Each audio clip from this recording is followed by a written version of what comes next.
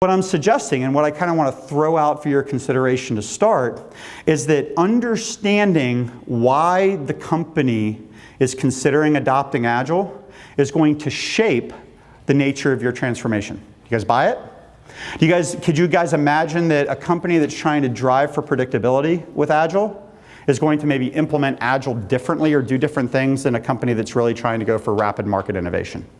Fair?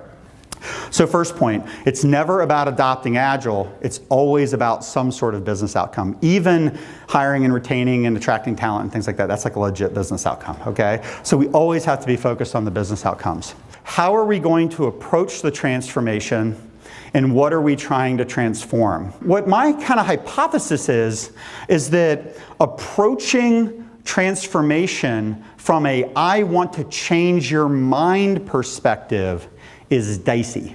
When I first started writing about Agile about 10 years ago, way before I started thinking about building a company or becoming a consultant or anything like that, what I started to do was I started to think through what are the kinds of things that we might want to change in an organization. Culture, the notion of practices, and then something that I'm going to talk about most today is this idea of like a system of delivery.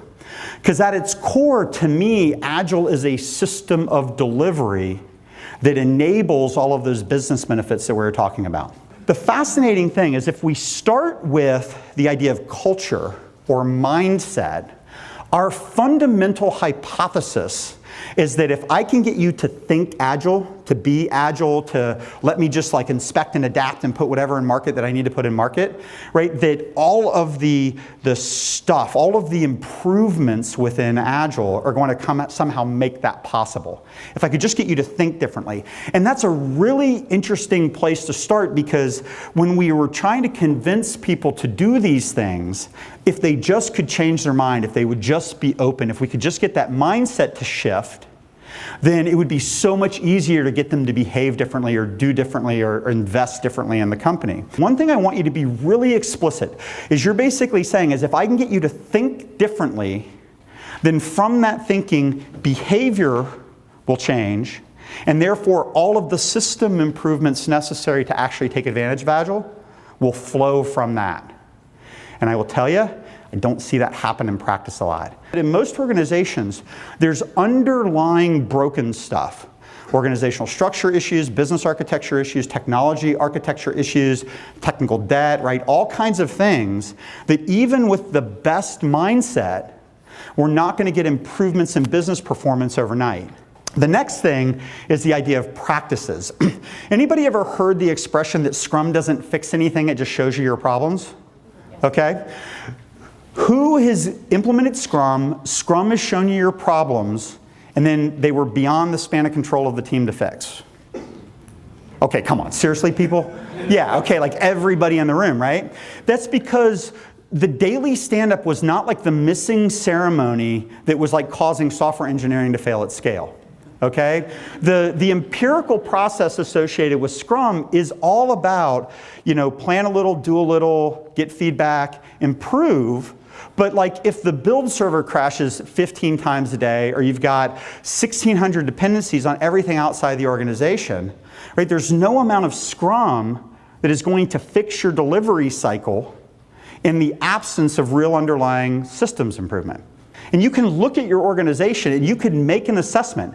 If I start doing Scrum, will I get better?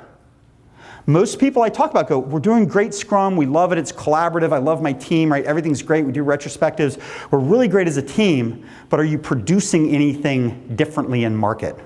And I think in a lot of cases what we've done is we've improved maybe the environment of the teams, but we haven't necessarily improved the outcomes of the business. Agile is really about getting the underlying systems of delivery right, getting the alignment within the teams, the organization, the alignment to value, right, all those kinds of things. And then, once we get the alignment issues fixed, we enable it with process, and we support it with culture. All three of these aspects are essential. It is essential that we get the blocking and tackling of practices down. It is essential that we start working on mindset and culture and things like that. But if we don't attend to the underlying brokenness within the organization, I suggest that we're likely going to fail. Change agents within the organization. A lot of times what we find is that executives have signed up to let you do Agile as long as they don't have to do anything else other than let you do Agile, right? Okay? And so the processes associated with Agile and even the mindset shift of Agile is ineffective if you can't fundamentally fix the things that are broken that are preventing agility.